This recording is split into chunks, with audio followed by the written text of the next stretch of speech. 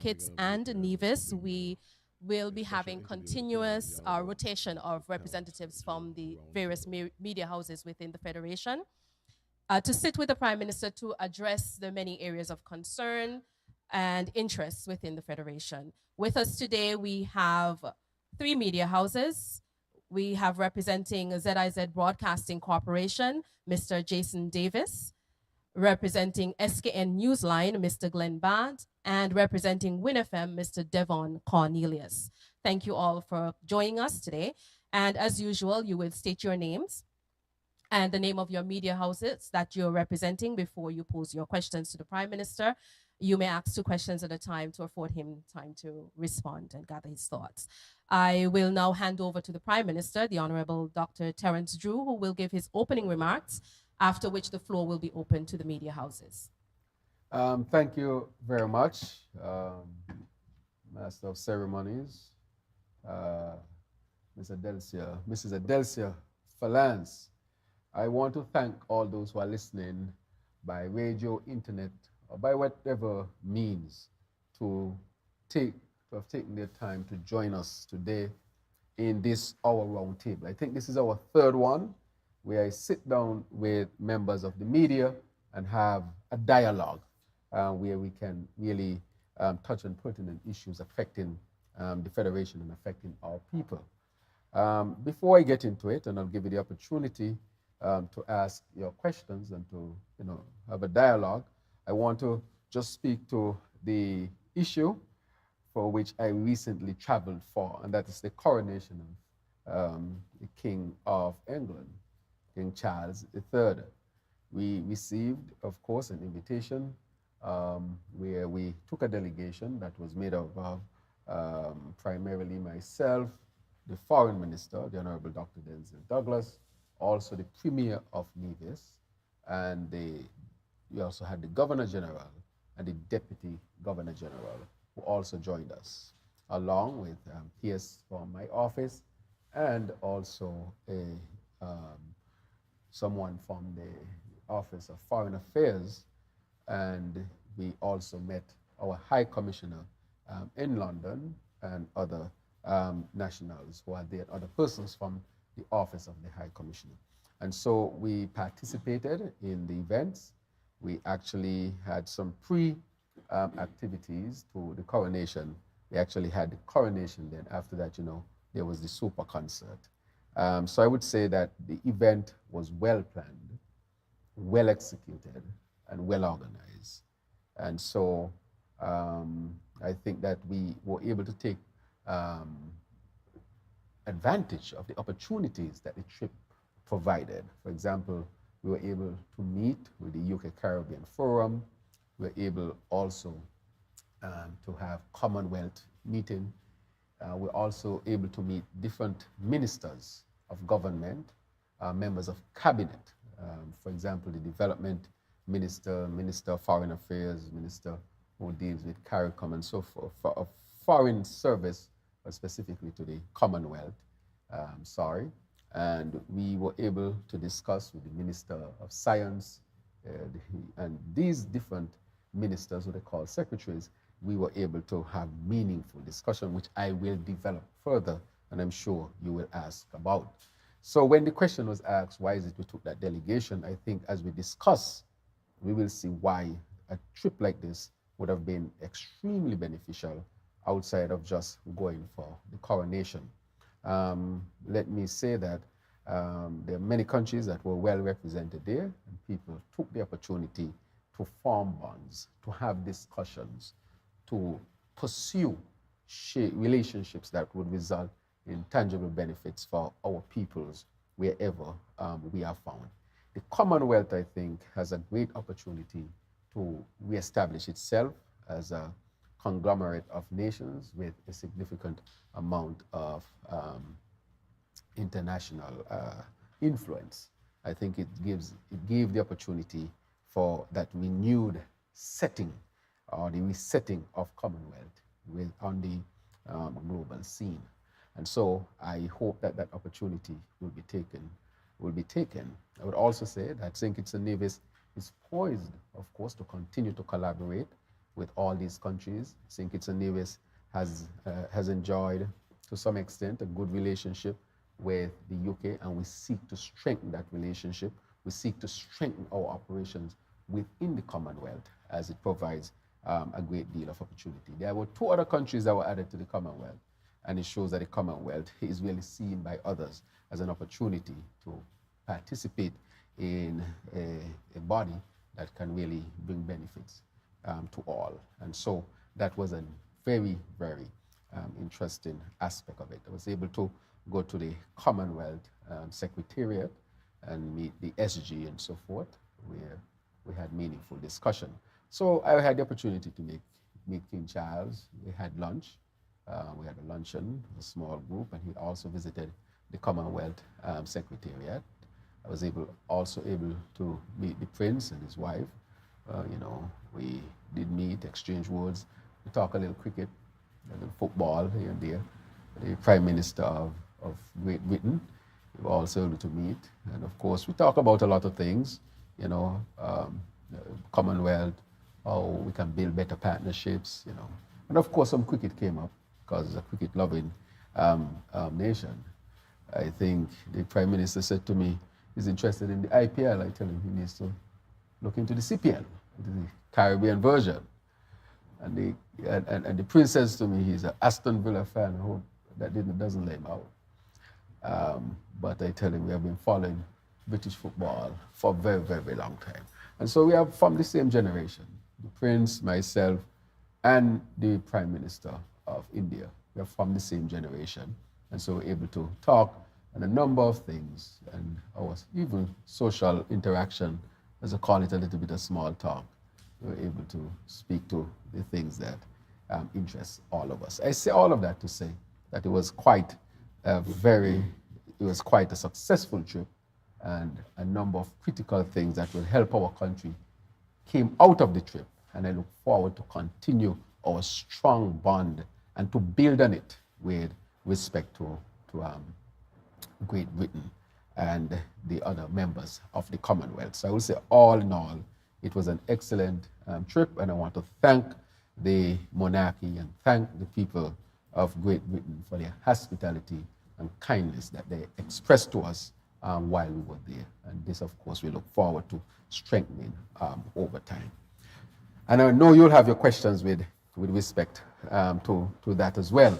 As you know, we want to get into the issue of the Ministry of Health, which I'll speak to as well. We have a number of critical things that have taken place there. For example, we have new dialysis machines, about 15 of them, I'll get into that have arrived. We'll have the official presentation tomorrow.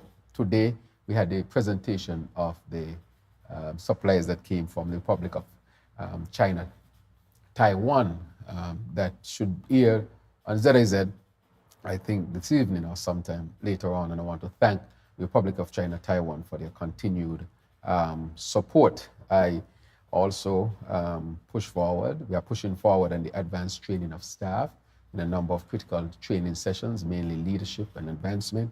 We have also enrolled nurses in specialized care. 8 nurses have applied, and we intend to pursue that they get their specialist training in fields like nephrology, and that's the kidneys, and dialysis, operating room techniques, public health, psychiatry, emergency room, which we are now exploring, critical care. And so through St. Lucian, Jamaica, we are seeking to have our nurses specialized. We also had the specialists who came in. I always promise that we'll have the specialists. They're here. The internal medicine, Dr. Rafael Dominguez and Dr. Julio Hernandez, I want to thank them for coming in as specialists in internal medicine who have started their work at the JNF. And they will have a tremendous impact. You can imagine having more internists there to take care of the plethora of patients that are there. I'm sure the other internists there welcome because this type of assistance, because I used to work there as an internal medicine specialist, and it's a lot of work. You need help. We have the neurologist, Dr. Alberto Laguna, who a neurologist is a person who treats nerves, strokes. We have a lot of strokes in St. Kitts, especially of young people. And I could not allow our people to continue to not be treated by a specialist in neurology. which will give them the best opportunity of recovery and so forth. But I still want to stress that prevention is still the best route to go. But we know that some people will get sick, and so we have to make sure we are prepared for that. We have a biomedical engineer, Dr. Laniel Tapana Soto. Tapana Soto, he's the one who makes sure that all of our equipment are up to date. The blood test, when he gives you a result, that is the right result, because we now want to extend blood test services at Parkson Hospital and Mary Child. So people don't necessarily have to go to JNF to get these type of things, but we needed an engineer to help us to institute that.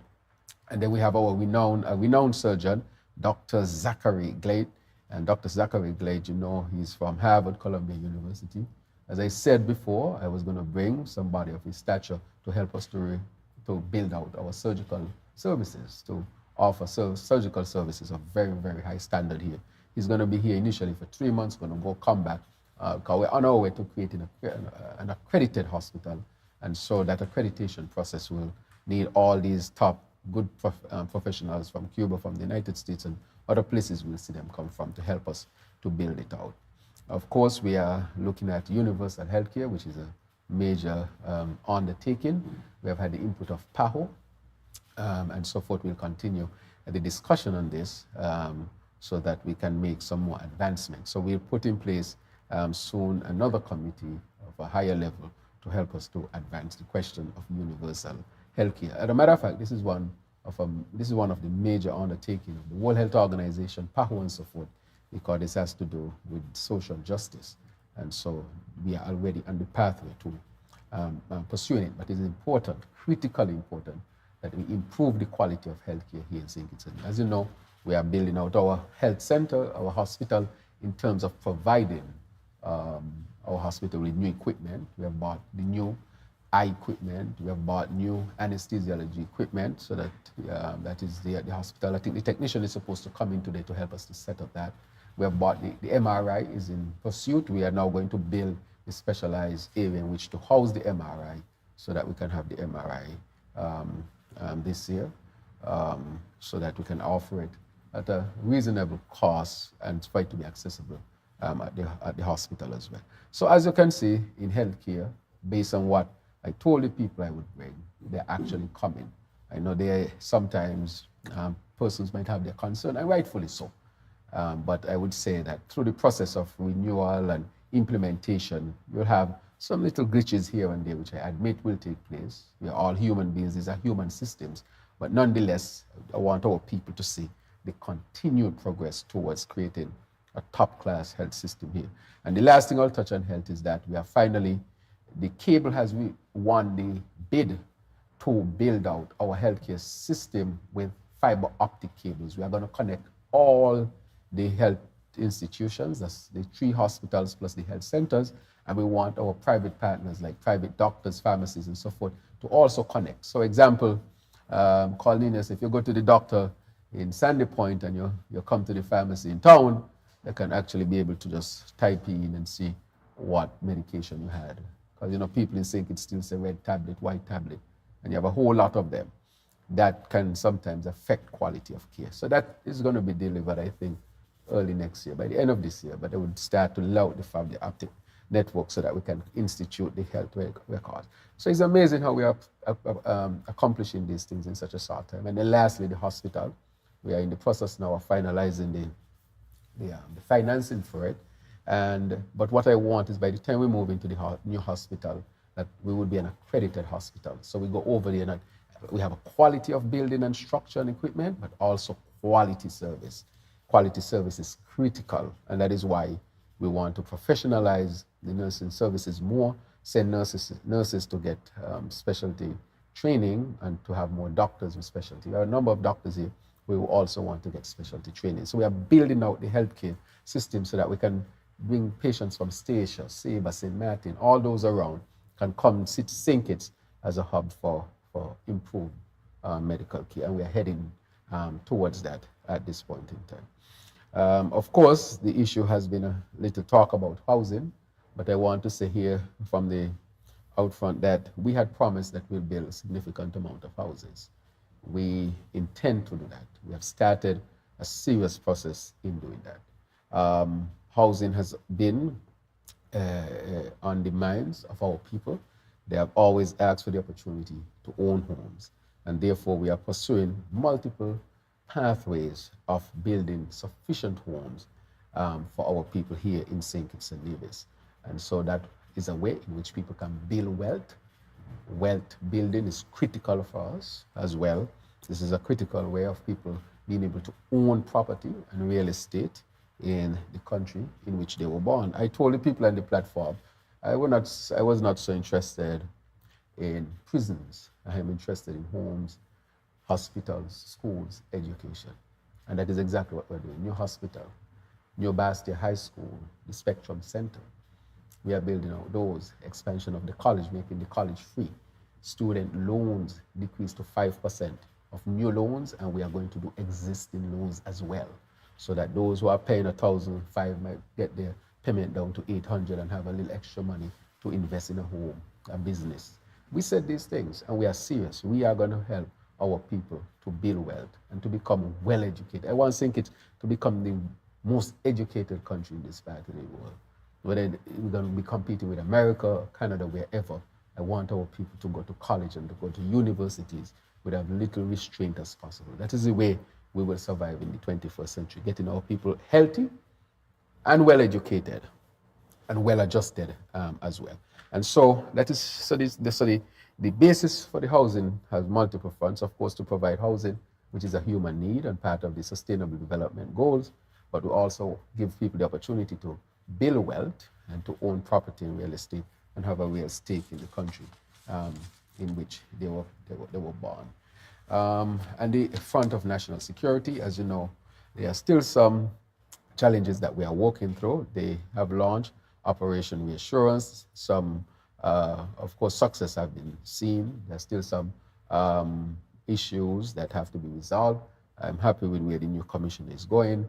We have now coming down to launch a few extra programs within the national security apparatus. And as you know, I am the lead spokesman on healthcare for both the OECS, CARICOM, and also a leading spokesman for CELAC, and a leading spokesman on the World Health Organization from PAHO from this region.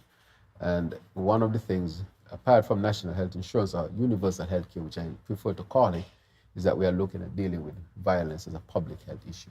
There's evidence-based medicine. Dr. Isabel Williams has been an expert on this, and we are going to put our task force in place. We are going to lead the Caribbean when it comes to this, because we have the experts here, and that gives us a great opportunity of implementing this type of program. And so we are getting ready to launch the task force that will help to implement this type of program with the help, of course, from all the partners that would be involved. So I would say those are some of the main things that we want to discuss today, and I'm open to any questions, especially on these, so that we can have some more information given with respect to them. So I turn it over to you. Thank you very much. Good afternoon, Pedro from SK Newsline. Mr. Prime Minister, I would like you just to clarify a couple of things you said with regards to your trip to the United Kingdom. Yes. Outside of the coronation. Right. You talk about critical things that could help our country. You were not very specific. Can you just explain a little bit what that is? And the other thing is, you did have a meeting with Premier Mark Brantley with regards to the relationship between St. Kitts and Nevis. Can you expound on that, as well as what is the status of this task force that indicated was being established to deal with many of the issues? Thank you very, very much for that. And of course, I left the question and answering period to delve deeper. So I'm happy that you are able to ask some more specific questions around it. One of the things that came out of it is that I spoke to the Minister of Development of the UK. I also spoke to, and in speaking to him, one of the things we discussed is renewable energy. As you know, he told me when we spoke that the UK now gets more of its energy, that the UK gets more of its energy from wind than fossil fuel. And just before I came here, I was looking at BBC, and there was the report confirming that. So I'm sure if you Google UK energy sources, you'll see that wind. And I said to him, I also had the conversation with John Kerry, the former Secretary of State from the United States of America. And we spoke. I spoke to him about renewable, and I told him wind is an important one because I was informed that he might have spoken to that at some point. I was informed. And in speaking to him, I told him, St. Kitts and Nevis, we have an Atlantic coast that studies have shown is a good source of wind. It can be onshore. He spoke to me about offshore, but I know EOK has both. And I told him, let's explore. We're going to explore expeditiously and seriously with the UK to have wind energy done here. They have mastered it. It is now more than fossil fuel sources in the UK. And therefore, that is one of the tangible things that came out.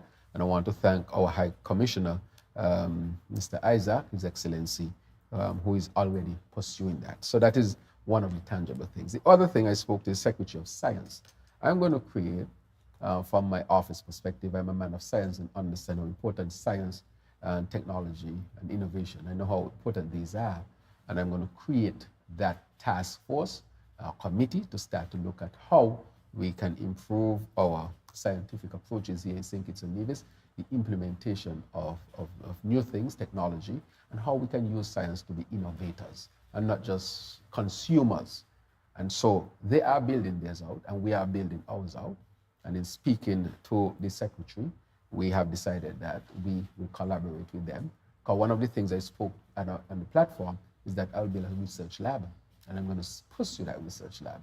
Because I'm still of the opinion that we have our human resources, an excellent human resource. If we educate people and give people the chance to do research, technology, and all these great things, we can reach far. So that is another tangible thing. So I'm going to pursue renewable energy, and I'm going to pursue the science sector. And also when it came to healthcare, I would announce it here since you speak to what is coming. You spoke about it. I met the surgeon, and I'll get his name. I have his name here. If I get my phone, Adelcia, you can ask for my phone. Oh, it's here. No, my other phone. I want to get his name correct. I stored it in my phone. And in that, we discussed bringing renal transplant to St. Kitts and Nevis. Immediately on the phone, I know we have received the dialysis machines. We have received general surgeons, and we're going to increase the surgical equipment for anesthesiology. I am bringing a very experienced anesthesiologist who I've already spoken to, who is Kitishan born, to join our experienced team that is already there. I'm touching base with the lab to do the cross matching to see, that will tell you if somebody can receive a kidney from someone else. And the surgeon I'm bringing here in the next 6 weeks. We discussed 6 weeks. And we are going to start to implement the possibility of having renal transplant here. I'm going to push it so that next year we can really pursue our first renal transplant here in St. Kitts and Nevis. Why? There are a lot of our people who are on dialysis. Dialysis helps significantly, and we need to pursue it. I would always say that prevention is better. Control the blood pressure, the blood sugar, your weight, and what you eat. These are the most important. But for those who are already ill, we want to do all that we can to help them. And dialysis is very good, but the best way is to have renal transplant. Renal transplant is becoming routine. And when I see all the patients who go to JNF for dialysis, these young people, why can't they have a renal transplant? Their brother might be able to donate, their sister, their cousin, a friend, a good Samaritan that will give them a leash on life that, of course, they cannot totally and fully enjoy just on dialysis. Sometimes they just have to go to the hospital 3 times a week just to be hooked up to a machine to have their blood clean and so forth. And so that I will pursue. The other thing, and I will offer that to the OECS, the other thing I will offer that I discussed was the whole issue of sickle cell disease. Sickle cell disease can be cured, not just treated, cured. And it's interestingly enough that where it is being cured is in Europe. And Europe population of persons who suffer from it is not very large compared to the overall population. And so I had started the discussion at the University of Hamburg Center for Sickle Cell Disease, where they do bone marrow transplant and gene therapy to cure the disease, that why don't you come to St. Kitts and help us to establish a clinic that will serve the OECS and the wider Caribbean. And that has been agreed to in principle, and I'm going to pursue it. I'm already pursuing it. And so those are two things that I think that Nevis can say to the wider Caribbean, that we will make the investments here and offer it to you as well. And so one of the things that I said when I was the keynote speaker at Central Bank recently, where healthcare was at the center of the discussion, is that each country within the OECS should look towards becoming a center of excellence of a particular aspect of medical care. We can do, for example, let's say we do nephrology, kidneys, and sickle cell. Antigua might say, okay, we will do heart disease. The next country might say, we will do neurology or nerve disease. We'll have our own neurologists, but when it gets to a level where you have to go to a specialized center, and it will be cheaper for all of us if we were to do it and pursue it that way. And each country makes the necessary investments, and the patients can move across the OECS. As a spokesman and the lead on it, we're having the OECS authorities meeting here in St. Kitts, where I'll be the chair for OECS, and I'll be pushing that and championing that, and let St. Kitts and Nevis be the lead. So from the UK standpoint, as I told you, those are the things that I pursue. Because when you go to these meetings, you have to go clear-headed. You can't want everything. You have to know this is the direction of my country. Renewable energy is it. Medical advancement to become a hub for good medical treatment so people can come here in medical tourism. So you pick out what fits your country's development and pursue those. And that is what I've done with the necessary ministers from the UK and so forth. And so I look forward to bring news and those. As you can see, a lot of the major things that we have discussed, I'm already pursuing them. So I'm very, very determined in terms of accomplishing these major things that we have promised the people. The matter of the task force? Yeah, which one? The matter with the task force, the meeting you had with yes, Minister Brantley, we yes. discussed a number of critical things, and when he comes back, he should have left on Wednesday. We are going to meet to put names together to get that done. So we discussed issues of St. Kitts and Nevis, development, how St. Kitts and Nevis can work closer together. So this is a national effort. I think for a long time, people will want to see St. Kitts and Nevis work together. When we go out there, if people are still thinking that St. Kitts was distinct from Nevis, I think that they should be thinking something else. Everybody in the world is recognizing that the only way countries can survive is by coming closer together. Imagine people joining the Commonwealth, who are not traditional partners of the Commonwealth. People trying to form this group and that group. And we are connected by the same blood, the same genes. If we can't do it, who else can do it? Who else can do it? Can we say St. Kitts and Nevis should not pursue a policy like this, and then we're going to the OECS to look for integration? Who's going to take us seriously? Nobody will take us seriously. So I think St. Kitts and Nevis need to really look at ourselves and really double down and being together and tighter together. And I said that in the campaign trail, and I will pursue it. Even when I'm gone, I want St. Kitts and Nevis to be strong and strong together. The OECS to be strong together. The CARICOM to be strong together. I am saying that we need to form tighter bonds, which will give us the best opportunity to flourish in this challenging world. The world out there is challenging. It's a tough place to be. It's not easy. As a leader, when I go out there, I see what I have to deal with on a daily basis, navigating all the difficulties and challenges and risks and dangers, and look for opportunities so that our people can benefit. The more we are united, the better it is. Why did I take the premier? Because I was meeting the All Parliamentary Group, which is a parliamentary group in the UK that speak to St. Kitts and Nevis issues in Parliament. They can be from Conservative Party, Labour Party, but they form a caucus to speak to the interests of St. Kitts and Nevis. So if we have people out there in the UK's Parliament and these persons are speaking on the behalf, these MPs are speaking on the behalf of St. Kitts and Nevis. St. Kitts and Nevis should be down here bickering and can't even present a united front to a prestigious group like this to say thank you. And that is one of the fundamental reasons I said that the Premier should join the delegation, to say to them that what you are doing for St. Kitts and Nevis, we as St. Kitts and Nevis, we do appreciate it. And they're the ones who are going to be helping us to pursue the things that I spoke about. And they are really already pushing. One of the things we discussed was pension. For when our UK people come back from the UK come here, why don't they get cost of living adjustments on their pension that they receive from the UK? And already I received a position paper on it, less than 24 hours after this discussion. So that even our people who went to the UK and now come back, they should have the best opportunity to live their best retirement. So this is part and parcel of us building our international image as an independent country, fiercely independent, but at the same time, we are a country who want to pursue working with other countries closely, collaboratively, in partnership to bring benefits for all of us. Jason Davis of ZIZ Broadcasting Corporation. You mentioned the housing and the construction of the 2,400 homes over the next 6 years, I believe.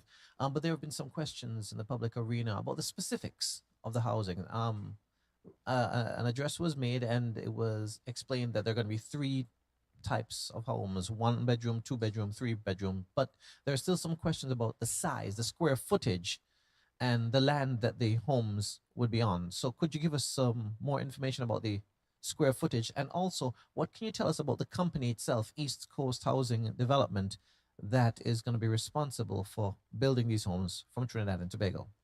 Right. Let me first of all say that part of our commitment to the people of St. Kitts and Nevis is that we will build houses.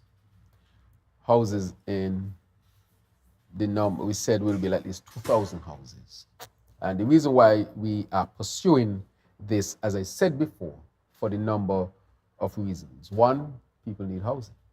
2, it gives you a chance to build wealth. And 3, it gives you a real stake in your country. And so this is built on these principles, which are principles that we have always had, especially in the St. Kitts Nevis Labour Party. We think it's time for a new housing revolution. We had one before, and we are going to pursue it because we want the country now to advance to the next level. So we'll have different pathways of which persons will be able to own homes. And so this is a particular type of development, and I understand that the Minister of Housing would have spoken to it, where your East Coast has come as a development partner to invest their money. They have their means and mechanisms of financing. And so they are coming into our country to pursue a housing development project. They have met with NHC and are partnering with NHC. East Coast is from Trinidad and Tobago, one of our CARICOM members, and we have had companies from Trinidad and Tobago who would have invested in St. Kitts over the years. If you think about it, you will know. But what we want to say here is that this gives the opportunity for a larger number of houses. But in the contract, we put some stuff specifically that we thought were important. 1, that the workers, over 90% of them, must be from St. Kitts Nevis. And I had been writing on my Facebook for months that our contractors are needed, that when we start the housing revolution and we start to pursue these large number of houses, that our people are the one who must build them. Nobody is going to come into St. Kitts and Nevis building houses for our people. And our people are not the contractors. Our people must be the contractors, the painters, the roofers, the carpenters, the masons, the heavy equipment operators, and whoever else, the steel benders if you need that, whoever else will be involved in the construction of these homes. Clear. And also in there is a provision for quality. We have said we want quality that you, of course, have put forward that you can provide. But as an assurance, we have to make sure, quality assurance, just like you, if you go and hire somebody to do something, the person tell you, yes, I'm good and so forth, you have quality assurance in there, because if you're not delivering what I expect of a certain quality, then that would affect the relationship. And so we have that inbuilt as well. So those are 2 things that I want to get clear, because I'm hearing talk about our local people not getting jobs. When I've been saying that for months, when it's specified in the contract as well, that our people must be the ones to build them. That is important to us because part of this is to provide jobs for years. We want our people to be working, to be productive. And that is why we are pursuing it. East Coast is a company registered out of Trinidad and Tobago, duly registered and so forth. And we have not seen any reason to think that is not a legitimate company. However, we built our safeguards still in the contract that we signed. These houses, I don't want to reveal everything as yet because NHC is to have a housing fair. A housing fair, just like how we had a land fair. Today, when I finish speak, NHC is going to launch its website and online application. And so I want to give people some anticipation into what they can expect. To see the model homes and to see the floor plans and to see the 3D depictions of these homes. And so I would leave some of that for NHC. But I would say that these homes will fulfill some of our development agenda, such as one, sustainability. But we'll also look at, can we provide them with solar energy? Already we have approached a company through the Afrexim Bank. Can you provide solar energy in houses? And the same company can also do it, but we're looking at other options. And they have sent their proposal. Because we are serious. I want St. Kitts to become the first country in the Caribbean to go 100% renewable energy. We are going to pursue it vigorously, just as I'm pursuing vigorously healthcare to make St. Kitts and Nevis the hub for healthcare in this sub-region. So we want that because that is sustainable. Sustainability is sustainable and it's renewable energy to get off the fossil fuel. And it will cut people electricity costs down. Can you imagine if you ain't getting an electricity bill? And if your solar panels produce enough, we are looking at the possibility of selling some of that to Skelec. So you can get a little rebate at the end of the month. But we are pursuing that with this as well.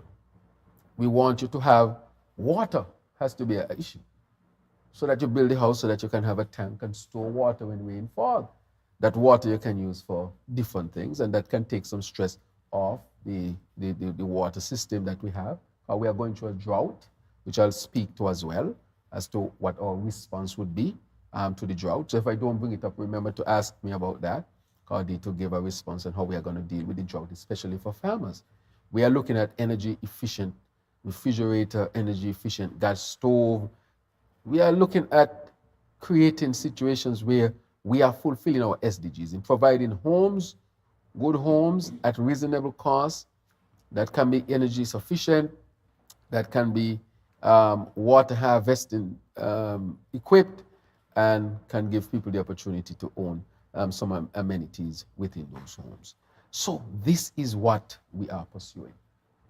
But I want to say it again, it's our people going to build. I remember during the campaign, I was driving through St. Peter's and came through an area of St. Peter's and some guys were there building. And I said, we're going to need you. Within a year, we're going to need you. We're going to need you to build our homes. And at NHC is supposed to even hold a builder's workshop to see the new technology in building that is coming, to see if we can find ways to improve the skills of our workmen. If you are a mason, why not have when last you ever heard of a workshop for masons? Masons should have a workshop too. Painters should have a workshop. Carpenters should have a workshop. Heavy equipment operators should have workshops. And we are going to create workshops for them so that at the end of the day, they improve professionally, but also they can give good service of high quality to our people. That is what we are going to do. You ever heard of a housing fair? Well, I don't know if they had one before, but they will have one. Have you ever been able to apply online and look at, what you can get, 3D depiction, and, those are the kind of innovation that we are going to bring to the housing solutions. And again, as I wrap up on this last part, our people are the ones who are going to build these houses. So I want them to participate in the workshops Get better at your art. Share some of your knowledge with others. Learn new things so that we can have a high quality of housing stock here in St. Kitts and Nevis. Devon Cornelius, WinFM. Mr. Prime Minister, as you spoke about the construction of smart homes here in St. Kitts, will there be any discussions with the NHLDC over in Nevis to possibly have some of these homes constructed in Nevis? And an update from national security. What is the status of plans to address the mold situation at police stations, namely the Charlestown Police Station and the Deep Bay Police Station? Ended the Charlestown and the Deep Bay. The Charlestown, I spoke to Premier Brantley and I spoke to the commissioner as well. We have already signed a contract to put them into a building with that homeowner, and renovations and dealing with that should start very, very soon, if it has not started as well. And that was part of the discussion with Premier Brantley. The other matter that we discussed, I spoke to the Director of Public Works 2 weeks ago, and he assured me that the contract has already been signed with the contractor, and that contractor should have already started. So after this, I'm going to call the Director of Public Works and ask him if the work has started, because the contract has been signed, money is there, the scope of work is there, and it's to get it done, Cornelius. So I encourage you to call the Director of Public Works, tell him, Dr. Drew said in the press conference, he spoke to you about Deep Bay Police Station. Have you started? And then you can call the Nevis counterpart as well and ask them about the Charlestown Police Station. You could call my ministry and speak to my PS and ask her about the Charlestown Police Station, because that should have been started as well. And so in full transparency, you can call them as well and tell them that the Prime Minister mentioned it and you want to know where things are at. But we are very advanced, and I'm very sure that they would have started the Deep Bay as well. And NHC? Right, now NHC, right, in Nevis, I did not pursue that discussion with the premiers yet. I think in our second iteration in this period, I can probably see if a discussion can open up with respect to that. But I had not, up to that point, opened up a discussion with respect to that in Nevis. And we're going to go back a little bit towards the housing situation, because there are a few bits of questions being bandied about on different sources with regards to the housing program. Now, for example, there's talk going around that this company, this Trinidad-based company, is going to create its own or set up its own concrete plant and import cement from China. This again, if this is true, it also has implications with regards to the relationship between St. Kitts and Taiwan. So I don't know. I would like you to at least speak about that issue. I don't know why that creates issues between St. Kitts and Taiwan. We have a solid relationship with Taiwan. I said that this morning during the handing over. This is going to mark 40 years and the relationship is stronger than ever. So let me just take off the table anybody who is suggesting that this is going to affect that relationship. I made an official visit to Taiwan last year, my official state visit. This year in our 40th anniversary, we are going to do things together, which we have started. They have a walk for the 40th anniversary. They handed over the medical equipment. We are pursuing a number of agendas. So I will just take that off the table. That relationship is unquestionable as far as that is concerned. Right. So let me tell you about that. Our companies here, the first one who will be called to produce that cement or concrete. Our companies here. And that is part of what we discuss as well. And so you can call Mr. Singh again. I'm very transparent. Call him. We discuss that our companies will be the companies to pursue. We have companies here that produce concrete. They are going to be fundamentally part of it as well. So that is where we are going with that. So if there are questions about it, I want people to think first our people, with respect to that. He did not give me an indication of where he's getting the cement from, but I can tell you where we have said that our concrete will be coming from. Now, we'll be pursuing a number of other capital projects. The hospital, $50 million US, $60 million US to be spent over 3 years. You know how many hundreds of jobs that will provide? We need concrete for that. We need equipment. We need material, for that. Concrete that will be had here. We are pursuing the Bastia High School. The tendering went out for the Bastia High School. Let me say about tendering and procurement. When we got there, the system was basically broken. We met a broken system. We are trying to fix it. We have issues with it. And so we are trying to perfect it as we build out, as we go ahead. We have not perfected it, the brokenness as yet, but we are getting closer there. So we sent out a tendering for the Bastia High School for its demolition and so forth. Remember that before you put out tendering, you have a whole few months of work before it gets to that point. So you just have gotten to that point. We are now in our tender. Same thing with the road to St. Peter's. We are in the process of creating the scope of work, and all of that is required for us now to get to the tender point. The same thing with the playfield, the stadium in Connery. We are now going through the plans, the builds of quantity, and the tendering which will take place with that. So the high school, the hospital, and so forth.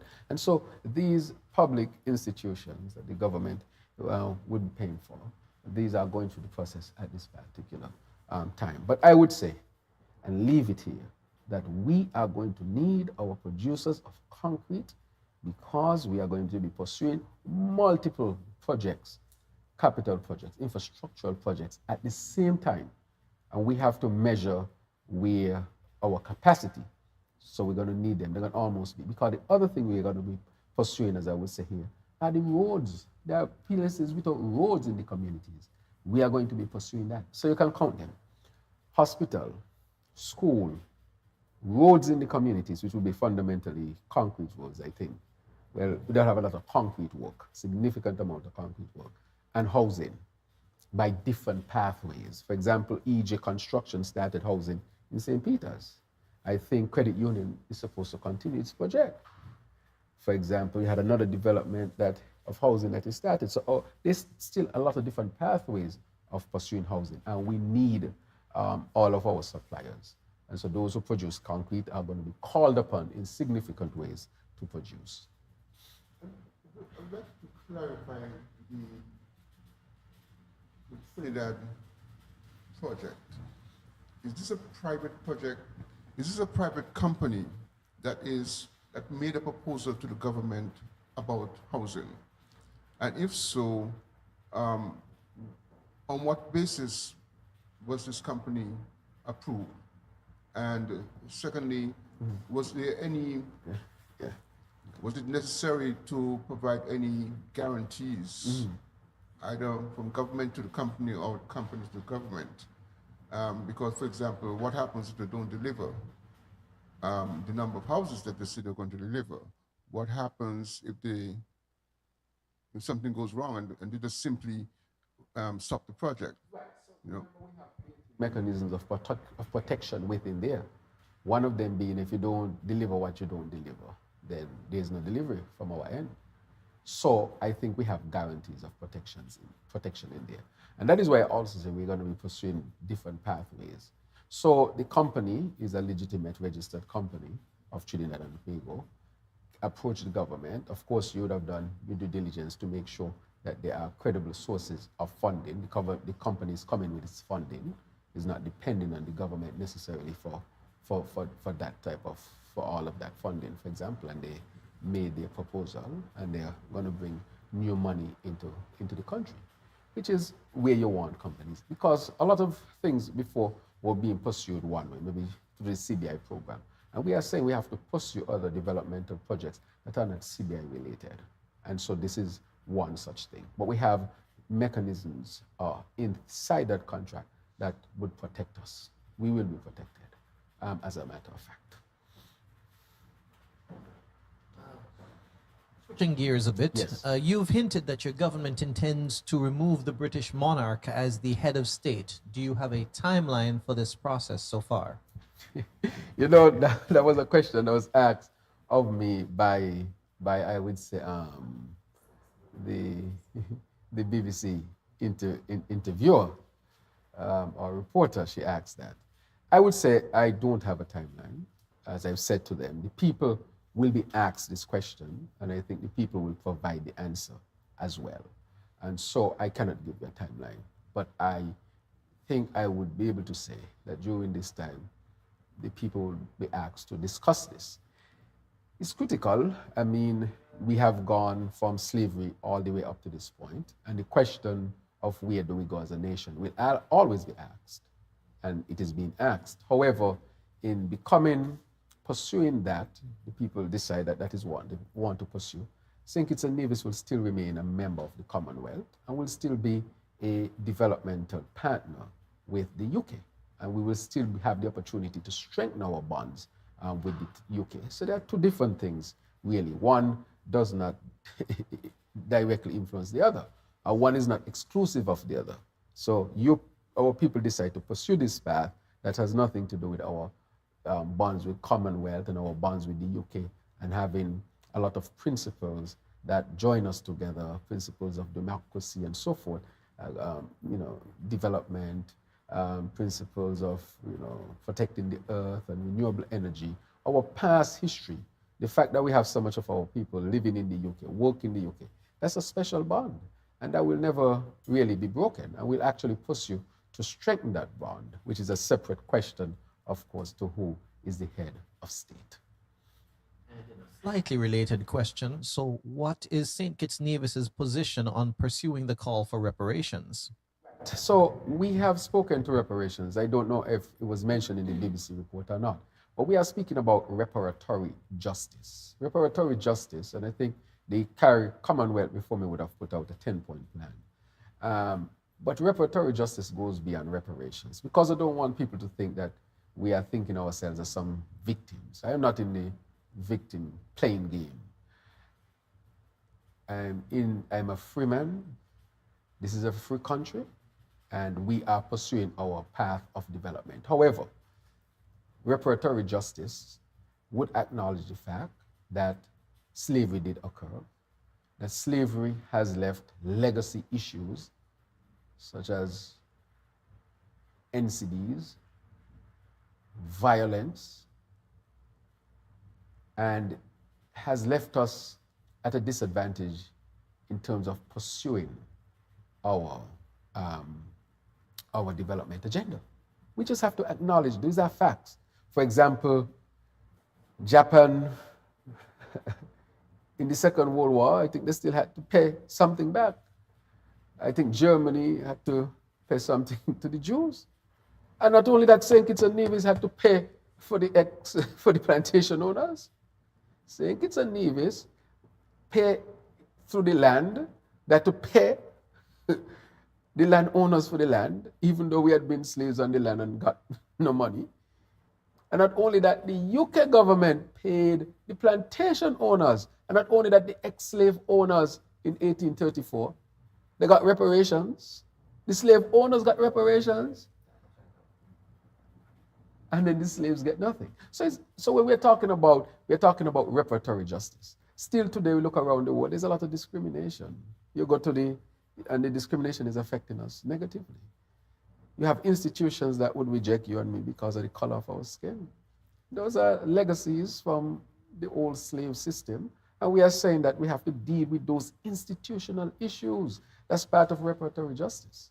So I will flesh out more reparatory justice, and I think Professor Hilary Beckles, who I have had a very extensive conversation with, and we have our own reparatory committee here that my office is pursuing. So I would use the word reparatory justice and not just reparations. When people hear reparations, they think I'm just asking for money. But reparatory justice speaks to what were the ills created by this institution, and what are we going to deal and alleviate the ills that the people are still suffering as a result.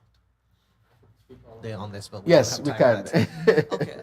Another question on a different topic. There's been some discourse online about the government's handling of the poverty alleviation program. What is the government's policy with respect to that program? Disbanded the program. As a matter of fact, the government had a program called MEND, we spoke about it. MEND was a program that was targeted to eliminate poverty. And so that program was ended in 2015, and a program was introduced where people receive $500 per month, which does not end poverty for anybody really. What would end poverty is if people have the opportunity to own property, hence the houses, grow wealth, and get an increase in the minimum wage, which we are pursuing. So we are pursuing and give the children education and good health.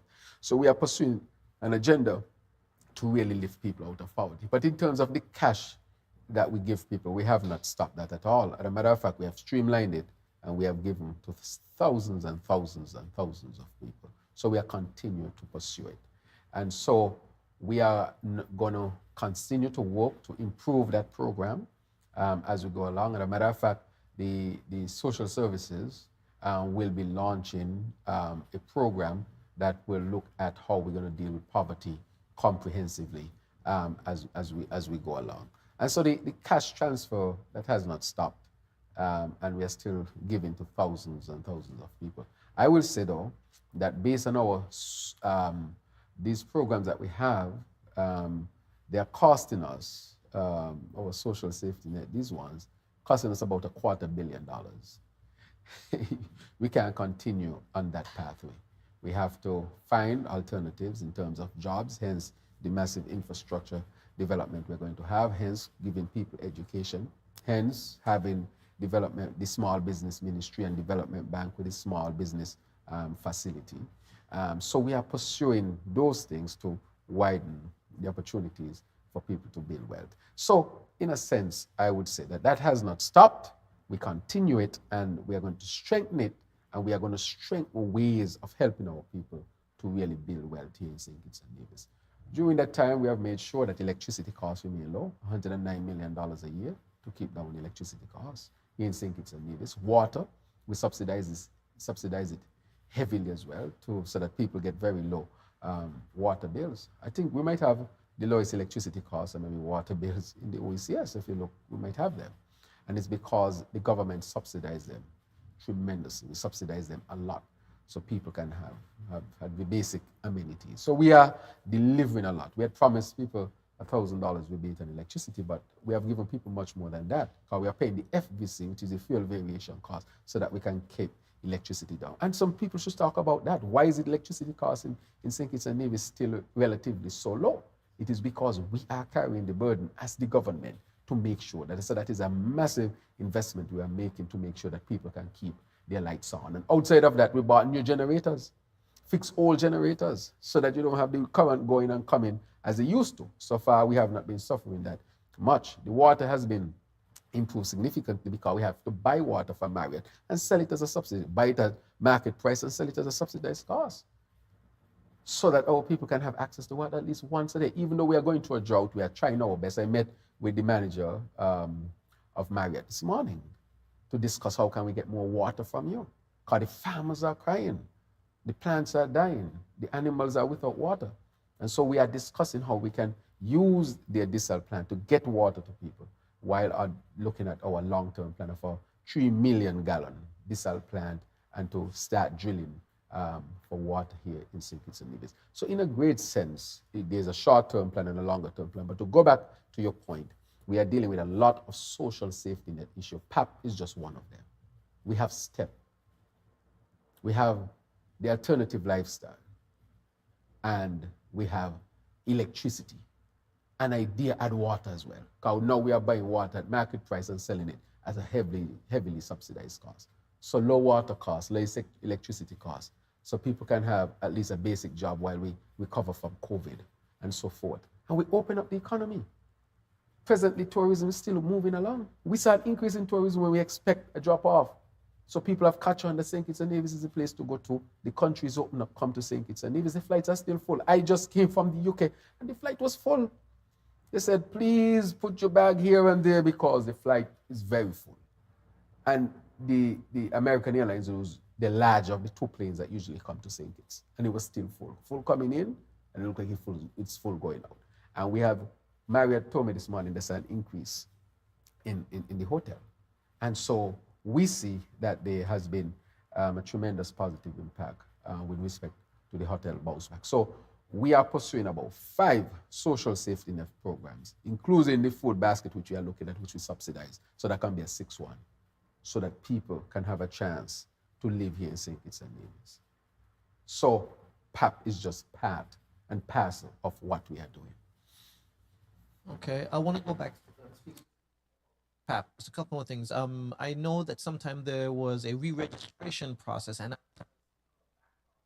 can you tell us what's going on with that? And you touched on this. I was gonna ask, how sustainable is the program in and of itself? Because realistically, you cannot keep giving monthly allotments of money forever. So how sustainable is the program? And can you touch on the backlog and re-registration process? Right, and you touch on a very, very critical point. Just doing the cash transfer every month is going to cost the government maybe $30 to $40 million this year. So just to tell people how robust the program still is in terms of cash transfer. And you touch on the point of sustainability. We are talking about developing a sustainable island state. That is not a sustainable process. So that is why we are looking at increasing minimum wage and expand opportunities for work. A country can only survive if the people work, and what they work for, they get a fair wage. And when I say survive in a meaningful, uplifting way. And so you are right that that cannot be the solution. We have to look for sustainable solution to deal with issues of poverty. And so what had happened is that this false sense of expectation of just cash transfer from the government was created. I mean, you can't sustain that. No country can really sustain that. We don't have oil here. We don't have diamonds and pearls. We depend fundamentally on tourism. We have the CBI program. We are now looking for sustainable industries such as energy as a sector and different type of manufacturing and so forth. But that is really not sustainable how it was established, and that is why we have to establish it properly. As you talk about the application, there was a backlog that they're working through, because it's so much. And of course, if you were to say that you can get this, of course, why people would not apply. But as a country, when we look back, when we sit back and look, can we really maintain this? Can this be a sustainable way of development? No, cannot be. But that is why we want to help people to grow well through home ownership, land ownership, increase wage, get better educated, start a small business, sharpen your skill, get out into the workforce and produce. Because a country where the people do not produce is a country that will perish. The Bible speaks of it. The Bible says, by the sweat of your brow, you shall eat bread. That is inherent in the human experience, whether you believe in the Bible or not. So we have to get our people to be productive and to work and to create a society built on merit. Because passive cash transfer has its place for those who are most vulnerable. But we must get the productive people to work so that they can help the economy to grow and to continue. And that is the type of agenda we are pursuing. But the question becomes, have we abandoned? No, we are helping a significant number of persons still, because we think you just can't end the program abruptly like that. And there are people who have need that you still have to help while we transition into the more sustainable ways of getting people to live well in St. Kitts and Nevis. Can you just, for an update, clarify the situation with the Cameroonians? What has become of them? What does the government intend to do with them? And the other thing is, it was touted as a situation of human trafficking. Were any of the survivors, at least there was an Antiguan, I believe, and we learned about someone from the Dominican Republic. Are those persons victims or perpetrators of the human trafficking? And if they are perpetrators, are they going to be charged? Who orchestrated this, they should be charged and will be charged. And if I can recall, I think that the Antiguan, at least, that they who pursued it are charged. Right. I spoke to this matter very recently. I went and visited them, the Cameroonians, for full disclosure. I wanted to know who they are. Why are they here? Interestingly enough, when I met them, they are well-educated people. I went in, I know Cameroon speak French and English. I speak a little French to see. I'm not as fluent in French as I am in Spanish, I know. And they are bilingual. Not only that, there are teachers among them, lawyers, business people, they are IT specialists and so forth. These people, the Cameroonians are professionals from what I picked up and what I gleaned. Because if you tell me something, I will ask 2 or 3 questions to see if you even have an idea. They're well-educated people. Just the way they speak English, their grammar. You can tell if a man is educated based on his grammar. Correct, Jason? You are a specialist in grammar. You get by, but you understand the point. You can tell easily. And then you hear them speak some French. And then you say, okay.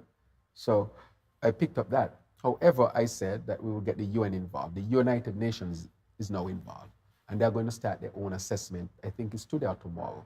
And from the assessment, they're going to give us a report. And then based on the report, we will take our final action. So you can touch base with our national security, our PS, and get details on that. But that is where we're at. Or you can even touch the UN, touch base with the UN representative who is here, and they would also be able to confirm that as well. So the UN has become involved to help us to deal with this matter. But I can tell you that they're well-educated people from my own assessment, but I'll get the official assessment from the UN. There are three bodies here of those who died. I have said to them, if nobody claimed the bodies, and we ask the UN to help us to see if there are family members in the United States who can claim the bodies, we will find out what their religion is. If they are Muslims, we'll get a Muslim imam to come in and bury them. If they're Christians, then we are a Christian society. We'll get a pastor to bury them. But we'll make sure that they're buried with the greatest of respect and in accordance with the religion that they practice. So we are going to pursue that as well. So when the UN give us the assessment, we'll know who they are, the religion they practice, and give them a burial befitting of a human being. We are civilized people, and irrespective of all these human trafficking issues, we will act like civilized people. In a matter related to housing, over the past few days, I think 2 persons have approached me with regards to situations that have developed out of housing from the previous Labour administration headed by Dr. Douglas. In those times, they were building houses, no cupboards, and tiling issues and all that kind of thing. One of those persons have expressed to me that, yes, they're paying for the homes, but based on their income, it's almost like they're at a standstill. There's a situation now where they can't finish their homes, but they're paying for it, and it's like they're getting nowhere. Is this government going to provide some kind of assistance program for those persons who seem to have fallen through the cracks, so to speak, in the new dispensation? Right, so that is a very good question that you're asking, I would say.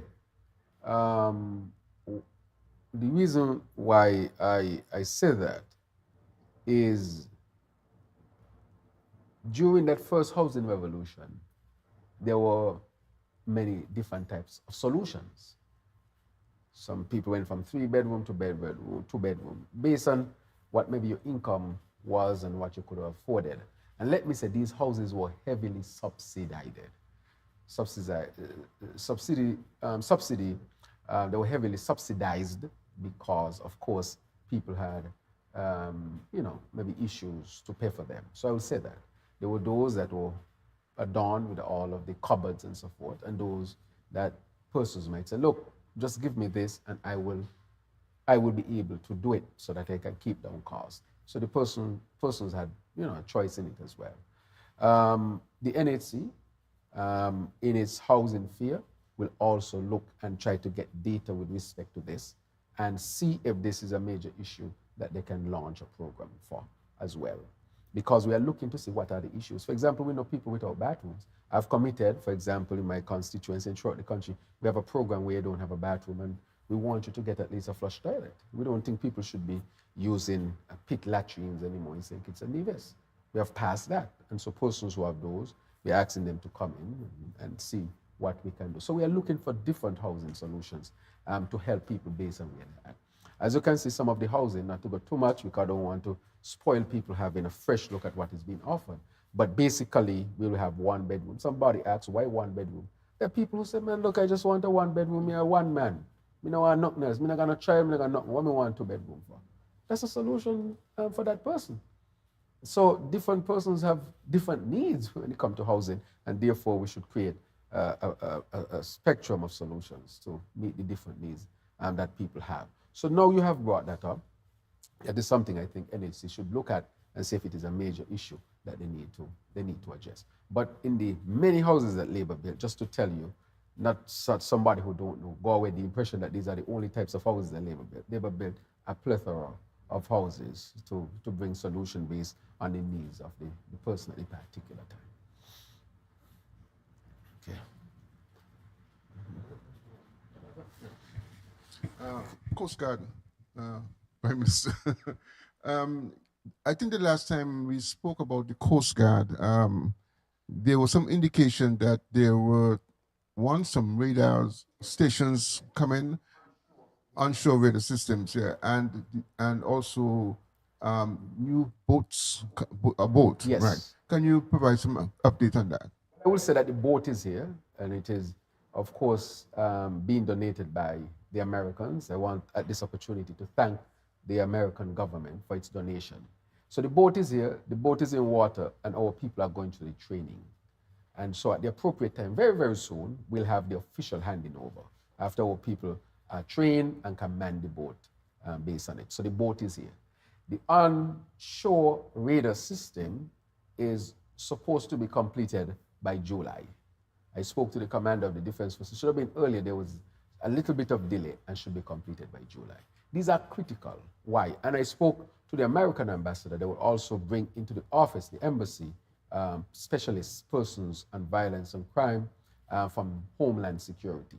And so they will offer their specialized service to us as well. So I would say before August, we will have our boat and we'll have our onshore radar system. And so we'll be able to tell who is coming in our waters. Let me tell you, St. Kitts and Nevis is not land mostly. St. Kitts and Nevis, of all the space we have on Earth, the land is probably maybe 1/20th. We are 22,000 square miles, possibly. Square kilometers, I think. And our land is what, 200 and something square kilometers? And if you divide that, you see, right? So maybe 1/10 of that. So it shows, therefore, that we are really an ocean state. We have most resources out there that we have not even begun to tap into yet. We're big. I used to think we're small, but we're not small, we're big. At least we're medium sized. There are a lot of ocean out there where most of our resources still is. And so therefore, we need to know and man our resource and protect our resource. And we are going to develop the blue economy. And one of the things I discussed in the UK that I did not mention is the creation of blue bonds. But we'll discuss the concept of blue bonds in the near future. Blue bonds, how we are going to use that blue ocean out there to create blue bonds to help to develop St. Kitts and Nevis. In innovative concept, blue bonds.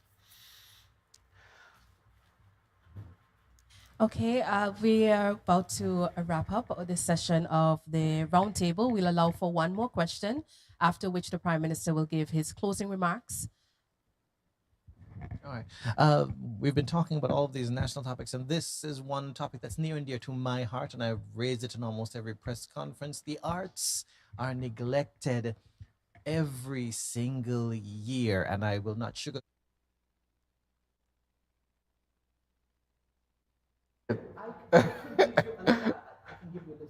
People who are much more knowledgeable than myself should be able to weigh in. But one of the arts would come under the orange economy, right? And we are pursuing the orange economy, and therefore even your suggestion would mean a lot to us.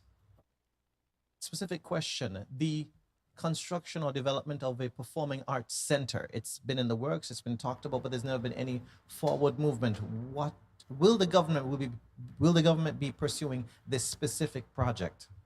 I smile because I asked the Minister of the Creative Economy to travel because we need to bring back a performing arts center. As a matter of fact, in Skipper right now is a project for performing arts center. I said it because you have asked it, and I would have left it for the minister to speak about. But I answered you today because you are right. You keep asking about it. Yes, we already have the plans, the land and the plans, the actual plans and outlay. And I'm sure we can have a 3D depiction of it as well. We are going to pursue a performing arts center. And just to let you know, when it comes to the arts, in terms of museums and so forth, we are now pursuing the Bracho Museum. We are going to develop further the Monumental Park in St. Paul's. We are going to do France, our other national hero, his home in the village. We are also going to pursue later in this term the sugar factory as a museum. So you see how we're building out the museum. So we're going to do Bracho's home, which we have started, and we're going to do a lot of these museums seems like they're going to be in constituency number 3, reflecting. Well, Kitsodat is in my constituency, so I would have the sugar factory developed there. But we will have the Bracho's Museum, which is in constituency number 2. We'll have one over in constituency number 6, which is the Monumental Park, which will expand. And we will go through all of them, as I've mentioned, and the sugar factory will also be pursued. So every year we want to take on. And the last one I wanted to mention, which we have started some work in acquiring the land, is the site in Buckley's for the Buckley's Uprising. We have already acquired land for it. We have already in discussion with persons about moving away from the land, and we'll develop that park. So we hope that we will be able to create in St. Kitts what you call a tour that just deals with parks and museums. So you can go from the National Museum to the Bracho's Museum to the Joseph M. France home to the Buckley's Uprising site. You can go over to the park in Connery, the Heroes Park. You can also then go to the sugar factory, and then you can go over in St. Paul's to the Bracho's Monument. Then you can take a trip to Brimstone Hill, and that is a beautiful, beautiful. And then you can go into constituency number 4, where the Carib joins and so forth are. And I hope maybe as we go year by year, that can be a project that comes forward that we can develop in constituency number 4. So you can have a whole day tour, just visiting our museums and parks to get to know who we are as a people. And I think that you have to also include in that the Independence Square, that we take for granted a lot of the times, but it's a significant area that we need to really make a part of our history. We already done it, but we need to upscale it. So that is how we are mapping them out. So that is why you see we started with the Bracho's Museum. So you'll see us moving through one by one until we build out a beautiful systems of parks, monuments, and our history. People without history is like a tree without roots. That is what Marcus Garvey said, especially when he came here in the 1930s. Those are words of wisdom that we should really travel with. On the same issue of national assets, for years, many, many years, Mr. O'Flaherty, who was head of the National Archives, had been begging for proper facilities to care the documents that were in her care. I know that at one point there was some talk about having a facility down somewhere in Limekeel or someplace like that, but nothing really happened. What is your government's plan with regards to the National Archives? And secondly, also in relation to the old Treasury building, or what is now the National Museum building. I understood from under the last administration, community administration, there was some pledge to provide some assistance to the National Trust with regards to that building. I think they were talking about the cost of restoration of somewhere over $3 million and so forth. So, what is the government stand on those two issues? Well, as you can see from me talking about the parks now, and me quoting all these people from history, I'm a student of history. I think and I believe in the ethos of Marcus Garvey that the people who do not know its history is like a tree without roots. It's very critical that we invest in our history because it defines us as a people. And so therefore, I have been in touch with Mrs. Edso Bradshaw Keynes, I think, and she's now the head of the trust. And we are making advancement. As a matter of fact, one of the things we have discussed and I've pursued this is to get a specialist in museums who would serve both the trust and what we are trying to do from the government's end. So that is a major development.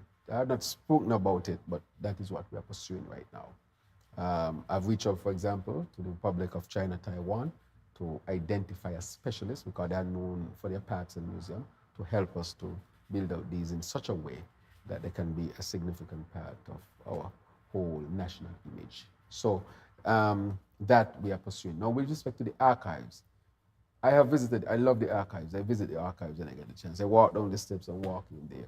And we are going to digitize the archives. Digitize and digitalize the archives. We have already ordered the equipment to do such. We have already identified somebody to help us with it.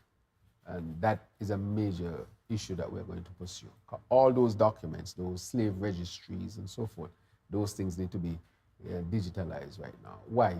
They need to be because, preserving them is challenging. We are looking for ways of preserving them, but we can preserve them electronically while we preserve the actual document as well.